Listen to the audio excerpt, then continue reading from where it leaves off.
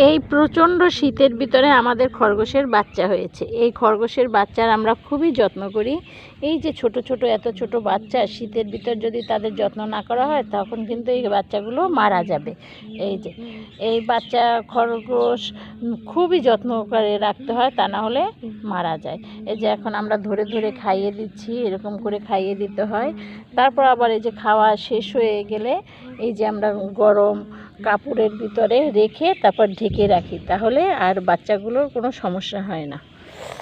যেভাবে খুব যত্ন করে রাখি, রাত্রেও ঢেকে ঢুকে খুব সুন্দর করে রেখে দিই, জানি তাদের কোনো সমস্যা না হয়। এই যে এরকম করে প্রত্যেকটা বাচ্চাকে এই যে খাওয়া শেষ, এখন এই যে বাচ্চাগুলোকে এই যে রেখে দিলাম এভাবে, এভাবে সুন্দর করে এই যে কাপড় দিয়ে সুন্দর করে ঢেকে রেখে দিব, তাহলে আর বাচ্চার সমস্যা হবে না। দাও, মাটাকে ছেড়ে দাও। এই যে আমাদের মা প্রথমবারের বাচ্চা হয়েছে, এই খরগোশের 4টা বাচ্চা হয়েছে। ছাড়ো, যাও।